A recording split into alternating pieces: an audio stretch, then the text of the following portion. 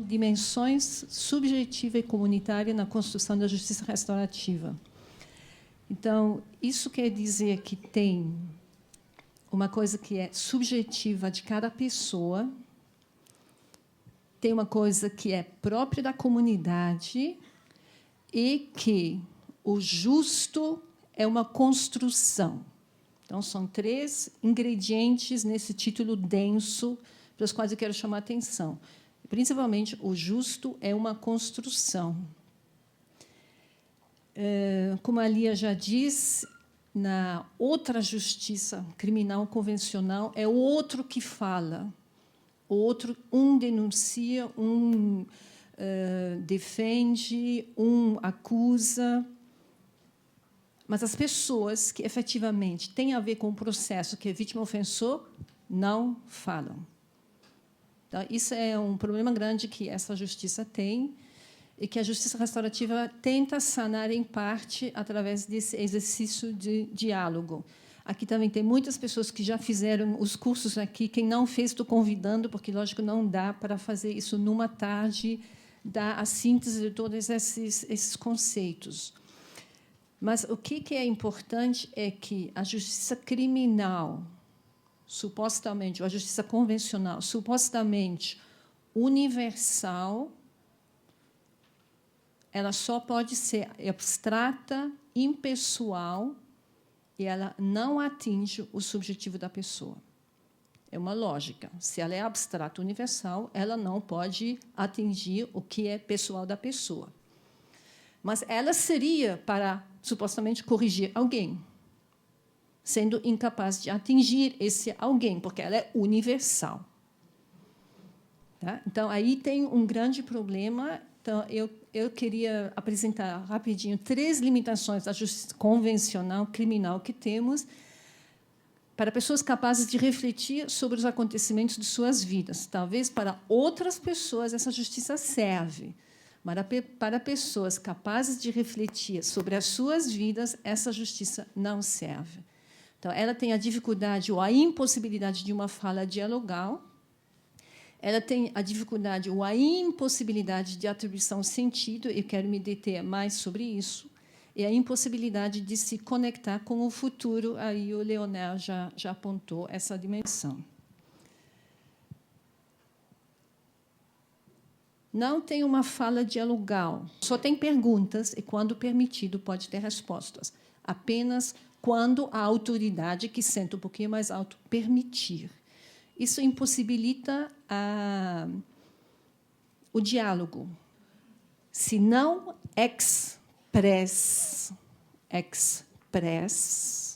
se não soltamos a pressão, a gente está preso no ciclo da violência. E precisamos expressar. Isso é, então, o que a justiça não dialoga, porque ela condena ao silêncio os principais atores. Então, a construção do justo e da cidadania pede o rompimento de diversos silêncios e pede, ao mesmo tempo, a polifonia, a divergência da voz dominante. Uma vez que a violência é muda, o oposto da violência é o poder. E, portanto, a questão do empoderamento através do exercício da palavra é extremamente importante na justiça. Então, eu vou introduzir algumas telas dessa filósofa que eu acho absolutamente apaixonante, e ela pode iluminar muito o pensar sobre a justiça restaurativa. O oposto daquilo que acontece nos tribunais, quando a palavra é proferida por uma parte com mais poder e os demais ficam em silêncio, sujeitados ao pronunciamento das autoridades do Estado e à sua violência. Aí somo a voz da Lia. Então, isso é um problema fundamental, gente, que os operadores do direito e todos nós que estamos pensando como construir o justo, a gente vai ter que se encarregar dessa tarefa, porque isso é um grande limite. O segundo a segunda ideia é que, a partir do encontro dialogal nós podemos atribuir sentido. E, a partir da fundação, a gente aprendeu que, quando sofremos uma violência, a vítima é afetada em 3 dimensões. Perde a autossegurança, encolhe as relações sociais, o que eu antes fazia, não faço mais, não vou mais nesses lugares, não me conecto mais com essas pessoas. E o mais, acho, doloroso é que perdemos um ou diversos significados. O que antes fazia sentido, agora não faz mais. Isso eu acho que é o mais doloroso, essa perda de sentido. E como a gente, na justiça restaurativa, botando as pessoas para conversar, eu posso expressar o que é importante para mim, o que faz sentido para mim. Como isso pode ser feito? Faz sentido para mim, a mãe, por exemplo, um filho foi morto, foi jogado no rio, e a mãe quer conversar com o ofensor, porque ela quer saber exatamente o lugar onde foi que ele foi morto e jogado no rio. Por que ela quer saber isso? Porque ela quer colocar flores nesse lugar. Isso faz sentido para ninguém, só para ela. Então, esse sentido ele só vai poder aparecer, e a satisfação desse sentido, de certa forma, a satisfação desse sentido só pode aparecer na relação dialogal. Temos uma pessoa que a gente, às vezes, convida aqui no curso para falar, ela quis encontrar o assassino do filho dela, os assassinos, porque ela tinha que tirar a limpo se o filho dela estava envolvido em alguma coisa que ela não sabia. Quer dizer, se ela era uma mãe assim que não estava acompanhando bem o filho, será que ele estava envolvido em uma coisa e eu não sabia? Será que eu não conseguia acompanhar meu filho? Então, essa angústia, e ela foi, com todos os impedimentos, essa senhora lutou, e ela conseguiu encontrar os assassinos e conseguiu fazer a pergunta, e conseguiu uma resposta. Ou a professora que foi assaltada, ela quer entender, mas por que esse menino me pegou? Será que esse menino estava me acompanhando tantos dias para roubar meu carro? Fizemos o encontro restaurativo e o menino pôde falar, não, foi por acaso, sexta-feira à noite, a gente queria zoar, a senhora apareceu com o carro e, pum, pegamos o primeiro que apareceu. Uf, que alívio. O que é o resultado dessa atribuição de sentido? Tem relatos que, a primeira vez, depois desse encontro, a pessoa consegue dormir. A pessoa consegue ficar sozinha em casa. A pessoa consegue trabalhar melhor, consegue ter, outra vez, iniciativas na vida dela. Essa restauração, aparentemente insignificante, é de uma importância para as vítimas, a ponto que o facilitador de justiça restaurativa, nesse nível, diz não permitir o encontro entre vítima e ofensor é revitimar a vítima. E aqui vem a Hannah Arendt, que quero chamar a atenção para esse trecho que fala sobre a compreensão. Compreender é uma atividade interminável que serve para apreender a realidade, para nos reconciliar com ela. Através da compreensão, tentamos nos sentir em casa neste mundo. A tentativa de compreender a violência, ou, no caso dela, o totalitarismo ou o nazismo, não quer dizer perdoar algo, mas reconciliar-nos com o mundo no qual essas coisas são possíveis. Reconciliar-me com o mundo no qual essas coisas são possíveis. O resultado dessa compreensão é o sentido que produzimos no processo da vida real, na medida em que tentamos nos reconciliar com aquilo que fazemos e sofremos. Então, esse processo de atribuir sentido é da vítima, mas ele também é do agressor. Também o ofensor precisa dar sentido para aquilo que ele fez a outras pessoas e para aquilo que aconteceu na vida dele. A nossa equipe do CEDEP trabalhou com 3 grupos de presidiários aqui em São Paulo. E não fui eu, mas foram outros, mas eu acompanhei isso de perto a partir das partilhas. Na prisão, não se pensa na vítima, pois a luta para sobreviver é cruel, também na prisão. Se pensa em como sobreviver, mas nós vimos que, quando tem um ambiente seguro, que o Leonel já falou, e durante um trabalho de 10, 12 semanas regular, o agressor pode acessar a alma dele também, quando não tem olho ameaçador e quando não tem ouvido que registra. Não pode ter câmera para eu falar de mim, daquilo que eu fiz e daquilo que a vida fez comigo. O agressor, ele se sente vítima no sistema prisional. Ele é vítima, muitos, provavelmente a maioria, já de outras injustiças, vítima de violências familiares. Onde ele pode dizer isso?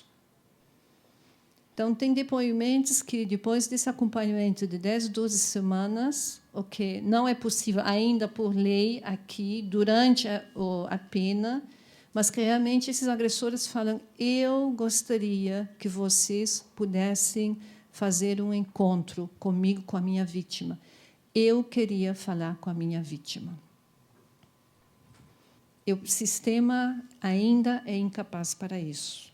Lógico, a preparação desses diálogos é uma outra questão que não dá para entrar. Eu quero só apontar para a necessidade desse processo, porque esse processo é que permite assumir responsabilidade.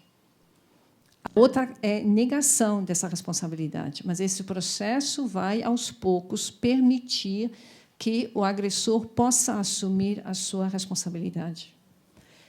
Então, o sentido, eu insisto, a reconstrução do sentido não é da ordem da razão. Para que essa mulher quer encontrar quem matou o filho dela? É um absurdo. É um absurdo. Tem um exemplo que eu escutei esse final de semana da Bélgica, que o agressor matou o marido e ele pediu para visitar o túmulo de quem ele matou. Ao longo desse processo de diálogos com vítima, foram diálogos indiretos. E a vítima, ela falou, ele pode visitar o túmulo. Marcaram um dia.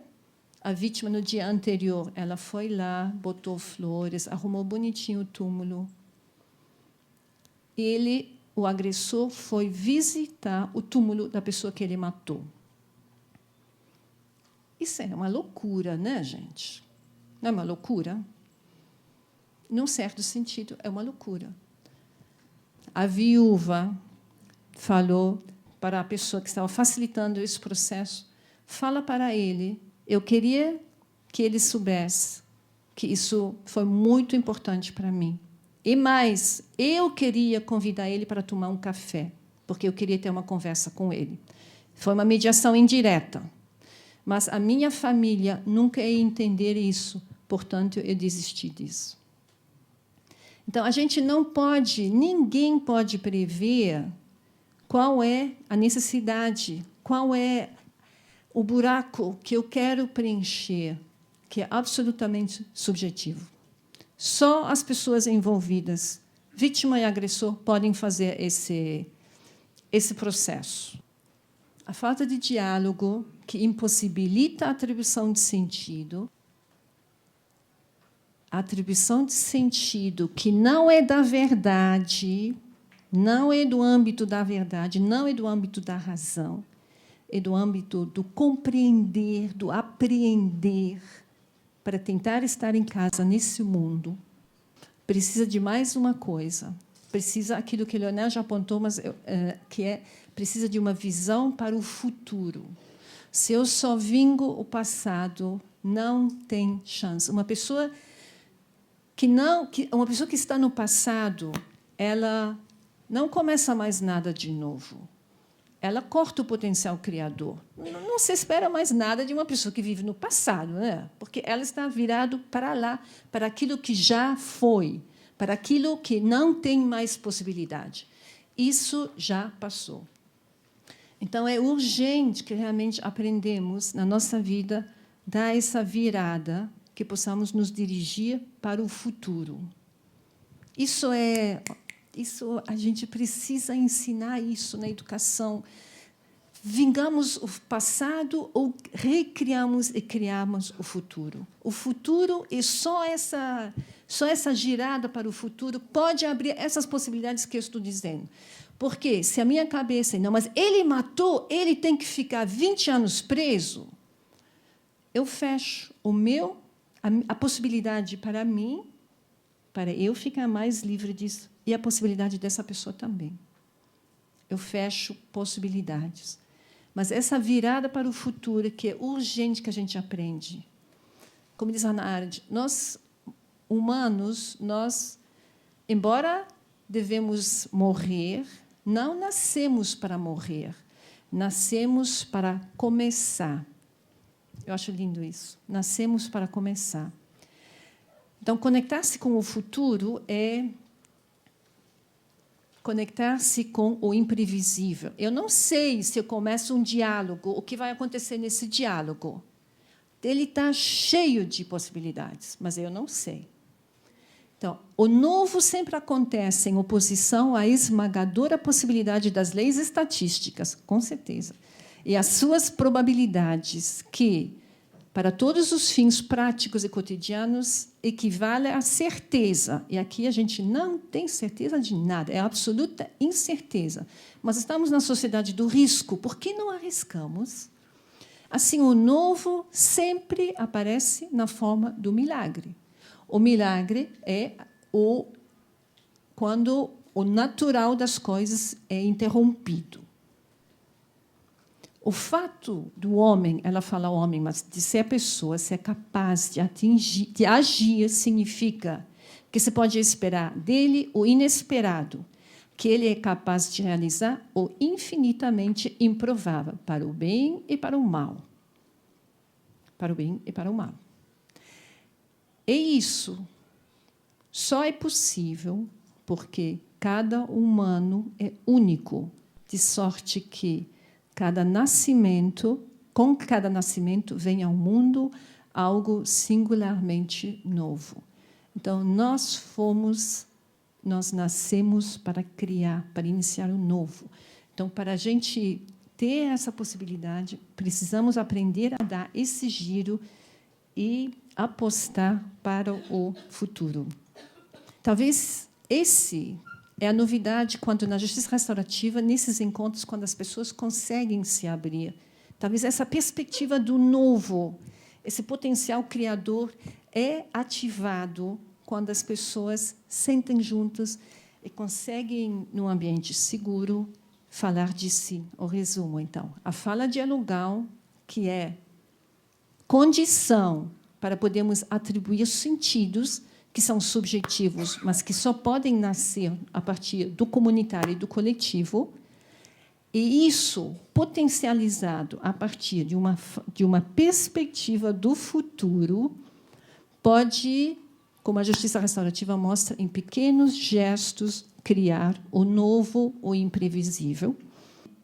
Os desafios para a educação, que é o que a gente pensa aqui, sendo de educação popular, os desafios são para o sujeito, para a comunidade, para que, aos poucos, possamos construir uma mente capaz de acolher o novo, o inesperado e o desconcertante dessa justiça que restaura. Precisamos trocar muitos chips aqui. É uma questão cultural. O milagre que salva o mundo é o nascimento de novos seres humanos. É o novo começo. Esse milagre vai salvar o mundo. Começar e se girar para o futuro. Muito obrigada.